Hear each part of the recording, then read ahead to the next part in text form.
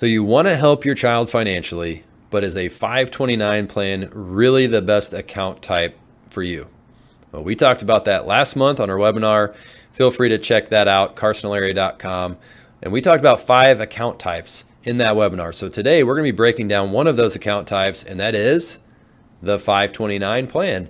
And we're not saying a 529 plan isn't right for you, but it may not fit every scenario. So let's jump in and talk about why it might be a good fit for you.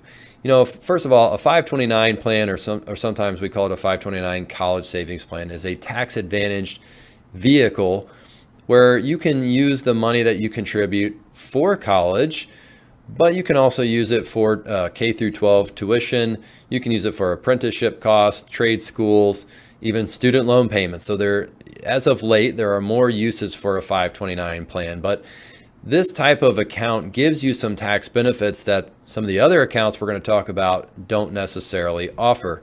When you make a contribution to a 529, you get a state tax deduction. You don't get a federal deduction.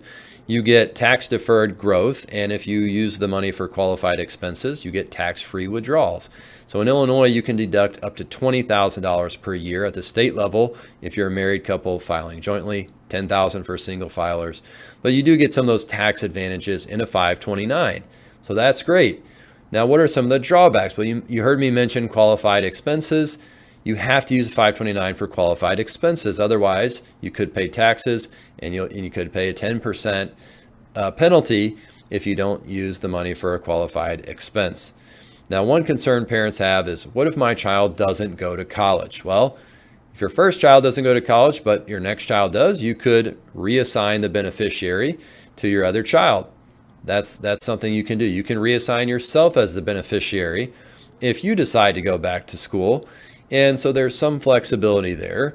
There are no income limits. So there's no amount of money you can make that would prevent you from using a 529. And another thing that I get a lot is about scholarships. If your child gets a scholarship, some parents are concerned that, well, that 529, we're going to have to pay taxes and pay penalties. Well, that's not completely true. In fact, if your child gets a scholarship, you are able to withdraw the amount of the scholarship without that 10% penalty. So a couple very important things, but another theme I want to highlight, and I will do this throughout as we talk each week about the different account types, but the theme, one of the themes is control. Who has control over a 529? Well, you are the owner, you the parent, you the grandparent, you're the owner. The child is the beneficiary. The child cannot withdraw money and control the account. You control the account. So that means the child will have no ability to squander the money or spend the money on things that are irresponsible, pay taxes, pay penalties. They won't have the ability to do that because they don't own the account. So that's a big plus. Flexibility, that's kind of where you're giving up a little bit with a 529 because you have basically one area, qualified expenses, using it for education. That's pretty much all you can use a 529 for, but because of that, you're getting some tax benefits.